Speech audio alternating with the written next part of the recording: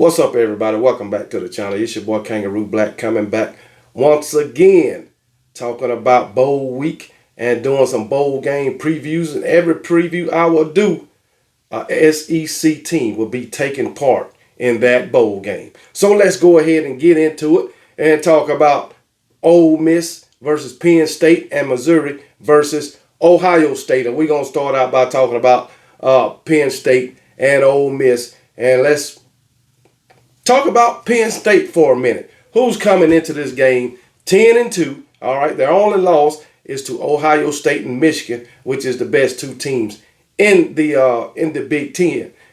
Even though the Big Ten is not what I consider to be a dominant conference, at least not this season. But anyway, that's their only two losses, man.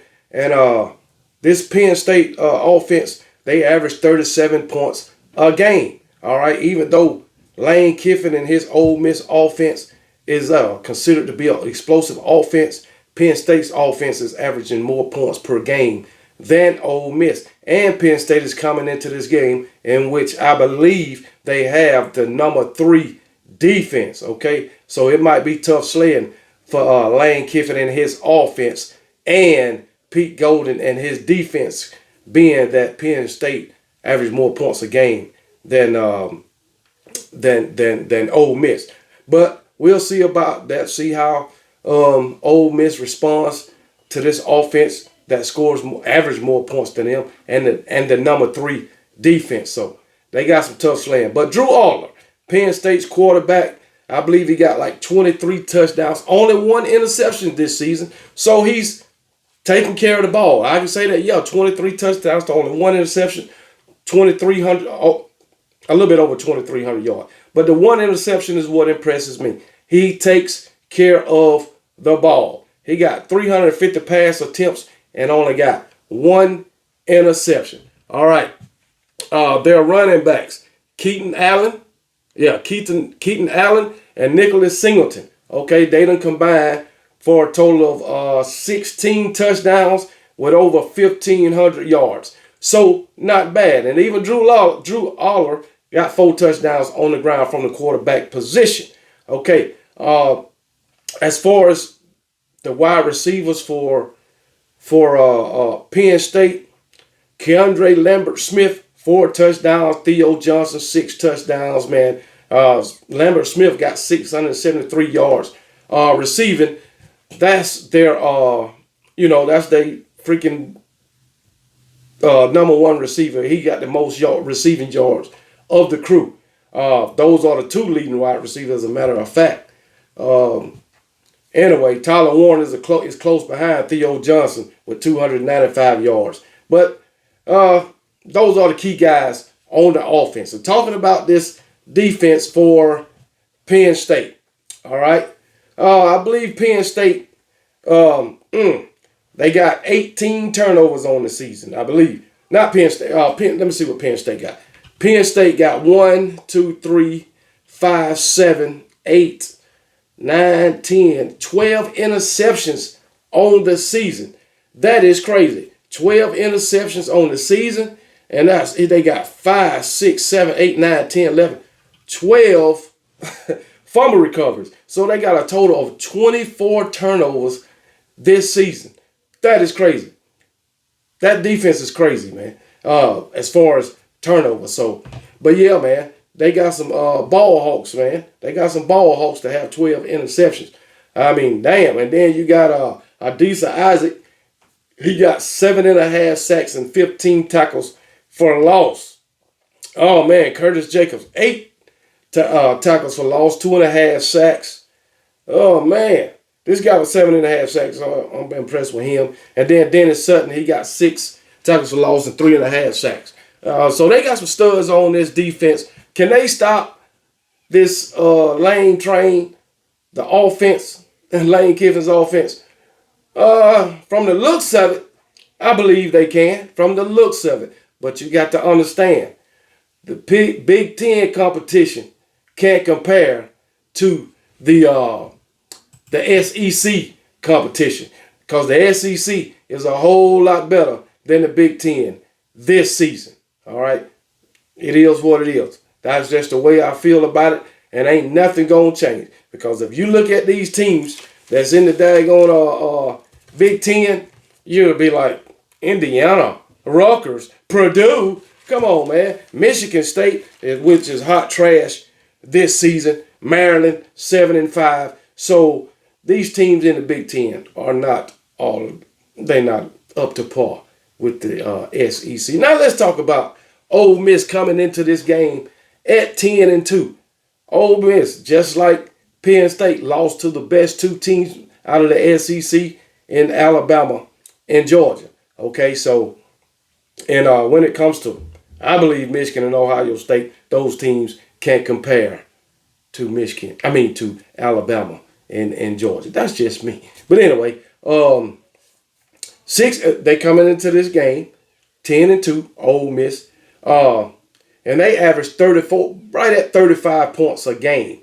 They given up 260. They did have given up 268 points over the year, while Penn State has only given up 137 with that number 3 defense. So 137, I said? Yeah, 137 compared to 268. That's a whole damn lot. That's double what Penn State in points has given up throughout the season. Okay? But Penn State, Jackson Dart. Not Penn State, but Ole Miss and Jackson Dart, who's thrown for 2,800 yards, basically 3,000 yards, 2,985. 20 touchdowns, 5 interceptions. So Drew Aller got more, touchdowns, less interceptions than Jackson Dart. So, but I don't know about Jackson Dart going up against this Penn State defense, but we'll see how it all works out. It's going to be tough sledding for Jackson Dart, in my opinion. All right, but you got to remember, this offense got one of the best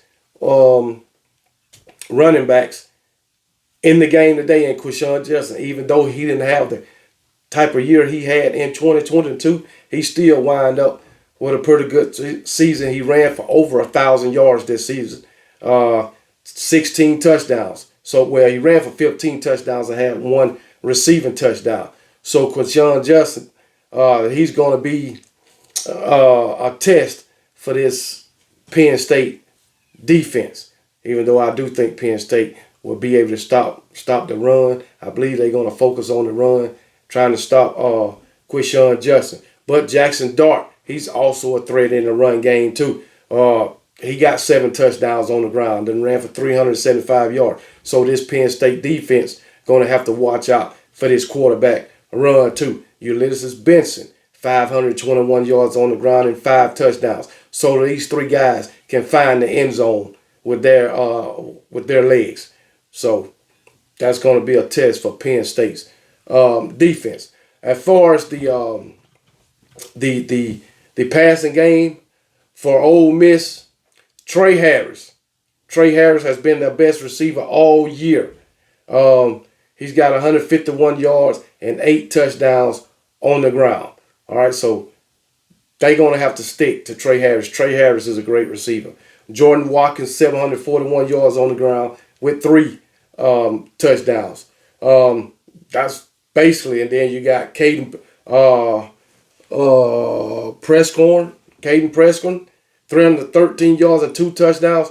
But Trey Harris and Jordan Watkins is their 2 best wide receivers. They're 1 and 2 wide receivers, with Trey Harris being the number 1 wide receiver. It's going to be tough sledding. I'm going to tell you, it's going to be tough sledding for this Ole Miss offense. As far as the defense, under Pete Golding. Now, I have seen Pete Golding, this defense, hold on to win games for daggone Ole Miss, or make stops to win games for Ole Miss.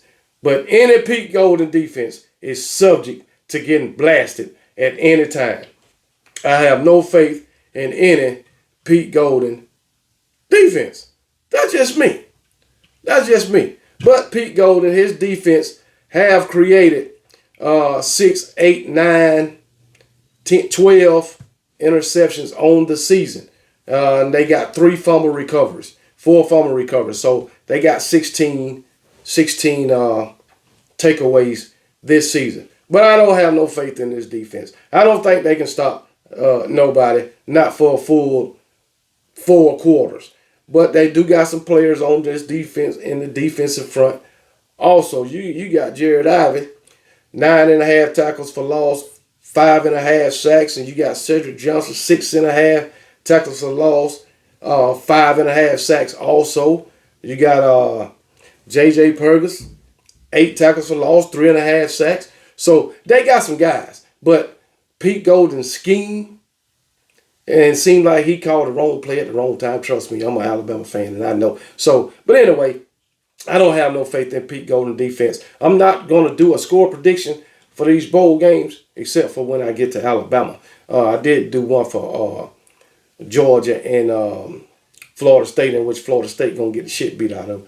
But I'm not going to do it for these games. But I got to go against it. I want the SEC to win, and I want Ole Miss to win. But I got to say that Penn State is going to win this game. I'm just being truthful about it. So I got Penn State beating Ole Miss. But I do hope Ole Miss find a way to pull it out. Just putting it out there. So it is what it is. That's just my opinion of how this game is going to play out. All right. I think Penn State got the best offense, best defense, the best overall team. But we will see. All right. And like I say, I can only go off what they done this season. Both teams coming into the game with 2 losses. All right. Both teams, like I say, Penn State averaged more points and their defense is better. But I do think throughout the season, Ole Miss has played better competition. It's just Pete Golden. So that's why I'm going with Penn State. But I want Ole Miss to win. And I hope I'm wrong on this. All right, moving on. Let's talk about Missouri and Ohio State. And speaking of Ohio State, that's who we going to start out with. Ohio State coming into this game at 11-1. Their only loss is to the Big Ten champion, Michigan. Okay, but this defense of Ohio State, outstanding. They only allow 11 points a game. That's second in the country. So, but Ohio State, man, they coming into this game without the quarterback, Kyle McCord, who started every daggone game for them this season. He opted to go to the transfer portal. He settled on Syracuse. So, hey, they will be without him. They will be with backup quarterback Devin Brown, which this probably is his first, well, it is his first start at the collegiate level. All right, so this is going to be a tough test for him. He did see action in 5 games, only had 22 passing attempts. He did pass for 2 touchdowns and an interception. Okay, so being that Ohio State will be with a first-time starter, I'll say that. I think they're going to lean heavy on the run game and use the hell out of Travion Henderson and DeMonte Traynor. That's just my opinion, even though they got some prolific wide receivers. But Travion Henderson, he got 11 touchdowns on the ground on 854 yards. DeMonte Traynor, he only got 3 touchdowns with 373 yards. But anyway, like I said, if you want to talk about they daggone receivers, the first name you're going to mention is Marvin Harrison Jr., in which I think this will be his last game in an Ohio State uniform. I think, and he should just go ahead and declare for the draft. He haven't said anything that he was going to opt out for this game, but I read an article that he wasn't practicing right now. He was on the sideline riding the bike. So we're going to see what happened to him, but I'm expecting him to play in this game because I don't think he would let it get this close to the game without saying that he would opt out or whatever. But anyway, he got 14 receiving touchdowns and 1 on the ground for a total of 15. Over 1,200 yards receiving. Prolific wide receiver, was a Heisman Trophy candidate, so they can use him. But anyway, then you got your next leading receiver, Cade Stover, 576 yards and 5 touchdowns, and Emeka Mbuka with 4 touchdowns on 452 yards passing. Emeka Mbuka was injured at one point. Don't know if he still is. But anyway, those are your 3 wide receivers. And those are your key guys on the offensive side of the ball. All right, for Ohio State.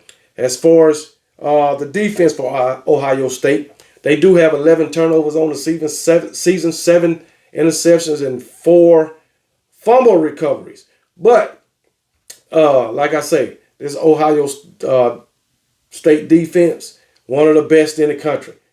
That's why they ranked number 2. Only give up 11 points per game. All right, and they do it all by committee. They do it all by committee. You got Tyrek Williams with 10.5 tackles for loss, 3 sacks. You got Jake Sawyer with 7.5, 7 tackles for loss, 3.5 sacks. You got about let me see, 1, 2, 3, 4, 5, 6, 7, 8, 9, 10. 10 guys with at least 1 sack on the season. And then you got, like I mentioned, Tyrek Williams, 10 tackles for loss. Jake Sawyer, 7 tackles for loss. JT Tromala, I guess that's how you pronounce it, 6 tackles for loss. You got several guys over here on this defense that can get in the backfield and tackle the guy with the ball. So this is a pretty good daggone defense, and the secondary is pretty daggone good too. The defense as a whole is pretty damn good. But the only thing that worried me about Ohio State in this game is they don't have the starting quarterback, Kyle McCord, which is not their starting anymore. He's long gone. But anyway, but I'll go back and say, like I say all the time, the Big Ten this season is not the best conference by far. They don't have the best competition. A lot of their teams in that daggone division or that conference ain't hitting on 500. If they are, they barely over 500, 6-6, 7-5. So it is what it is. That's the type of competition that they've been playing. Michigan and Ohio State and Penn State. That's probably why their defense is ranked so high and looks so good. But all these teams about to get, a good contest from these SEC programs. Okay, I'm going by what I'm looking at on screen, going by the numbers, and previewing these games. You know what I'm saying? Who I think would win. But you already know I got my Alabama Crimson Tide beating the shit out of Michigan. But anyway, Missouri. All right, let's talk about Missouri. All right, 10-2. All right, 2 losses against LSU and Georgia, in which they had LSU beat all the way up into the fourth quarter. They let LSU come back. I think LSU scored 22 points in the fourth quarter. So Missouri should have beat their ass. But anyway, they come in at 10-2. Their defense is definitely not as good as Ohio State, in which Missouri give up 23 points a game, and their defense is ranked 42nd. But do I think they can give Ohio State a challenge? Yes, I do. They don't have their starting quarterback, or the quarterback that started for them all season. So yes, I do think this Missouri defense can pose some problems for this Ohio State offense. But anyway, you got Brady Cook at the quarterback position. 20 touchdowns, 6 interceptions. Numbers ain't going to jump off the screen, but he do got almost 3,200 yards passing. But and as a matter of fact, Coach Strader and the Missouri Tigers played a hell of a game against those Georgia Bulldogs all the way up until the fourth quarter.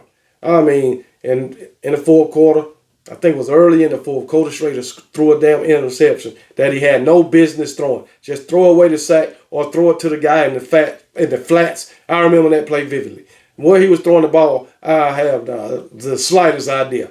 But I believe it was like a daggone defensive end or a defensive lineman who intercepted the ball. No business throwing the ball where he was trying to get it to. Just throw it to the guy in the flats. So or take the sack. That is it. But they had a chance to win the game or win the game against Georgia, in my opinion, going into the fourth quarter. But anyway, Coda Schrader, who was a hell of a running back for daggone Missouri, man.